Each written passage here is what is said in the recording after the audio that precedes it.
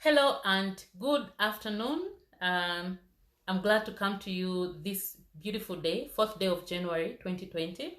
And this is the third video in the series of 300 videos this year on talking entrepreneurship with Dina Miato. I'm so excited today because, they say progress, one step at a time and one day at a time. This year is going to be beautiful. Today's topic is looking at the 80-20 rule. Why, when as an entrepreneur, you focus on the 80-20 rule properly, how can it help you achieve more results from your plan? Now, what is the 80-20 rule? And how does it affect your business as an entrepreneur? Now, the 80-20 rule is literally the law of averages, that 20% of what you do every day bring out 80% of your results. So in a business, let's say you have a pool of prospects.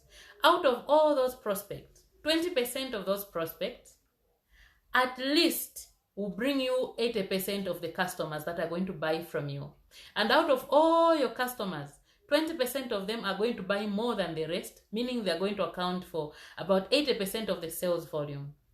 And if you have services or products that you're offering to the people, because as an entrepreneur, you are definitely solving a problem somewhere. And for you to solve a problem, you have to offer a product or you have to offer a service. Isn't it so? Now, if you're offering a service or services or you're offering products, there are always these few, that 20% that seem to bring you more sales than the rest.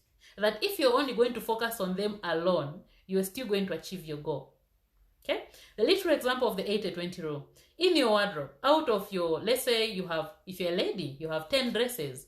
There are these 2 dresses that you love to put on. Not that you don't have other dresses, but somehow the rest you just wear it, look in your mirror and say, oh, I'll wear it next time. Then you get the usual and you put it on and you go. So there's always these clothes in the wardrobe that you wear 80% of the time than the rest. Okay, now let's come back to entrepreneurship. I'll give you an example of activities. If you are running, for example, a traveling agency, maybe people are traveling for local tourism and international tourism, and they have to come to your agency to find out where can I go to for you to recommend to them.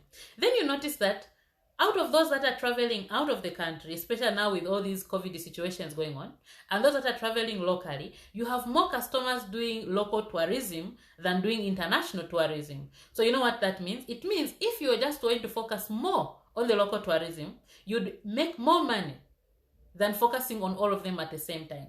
Okay? If you're running a restaurant, for example, you are offering a number of meals on your menu, or you are offering breakfast, lunch, and dinner. Now, you will notice that there's always a peak hour. Maybe it is lunch, maybe it is dinner, or it is breakfast. So, I'll give you an example. If in your area where your restaurant is running, breakfast seems to be moving more than the other meals, it means if you sleep late and you wake up late, you miss out on business in the morning. So, wake up very early in the morning, because the sales for breakfast alone, for example, if you make 10,000 kwacha total sales every day, or 5,000 kwacha total sales, actually 10, let's use 10 as an example. You do 10,000 kwacha sales, where 8,000 is all coming from breakfast, then the other 2,000 is coming from lunch and dinner. Now, when you look at that, it means focus more where the money comes into your business more.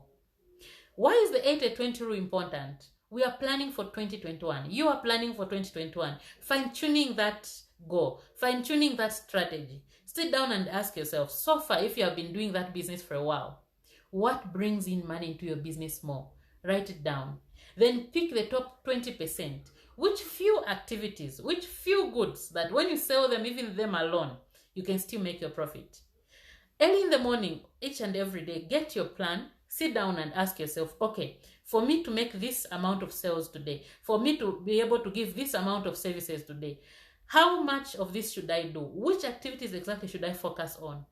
And focus on that alone before you get to the rest of the activities. There's a statement that says, eat that frog. So you have all these other things on the plate, but there's a frog there. Most of the time, the most important activities are uncomfortable to do. Very uncomfortable to do, but they bring money. So eat that frog first, swallow it. It may be uncomfortable, but after you have eaten it, now you have confidence even to touch the other activities. So what is the frog on your activity plan? Every single day, ask yourself, where do I start from for me to achieve more? So that is the 80-20 rule. I'll give one last example. If you're offering services, for example, you're offering tuition classes, or you have a school that is running, you realize that in your area you have more pupils coming for grade 9 examinations or grade 12 examinations. So instead of you adding that extra class for pre-grade, for the small little children, how about you expand on the grade 9 classes, which you seem to have more customers than the pre-grade class? So always be attentive to the feedback from your market, be attentive from the feedback from your customers and the money and where it comes from. It will really show you where should you focus 80% of your energy, so that you don't just give it 20% of your energy. You give it how much? 80% of your energy, so that you get to reap more. So thank you so much. I hope you've enjoyed watching this particular episode of Talking Entrepreneurship with Dina Miato. We are making progress. And if you've loved today's video or you found anything in this video very valuable, I'd like to hear from you in the comments about the 80-20 rule and which activities you find very, very important on your plan. And going forward, tomorrow's episode, we are going to look at another business principle that is going to help us this particular year on how we can achieve our goals more realistically, really, as in write it down, do it, and achieve it, than to just write goals that are not married with the activities, so that we can predict our future before we reach there. Thank you so much. Have a brighter day, and God bless you. Thank you.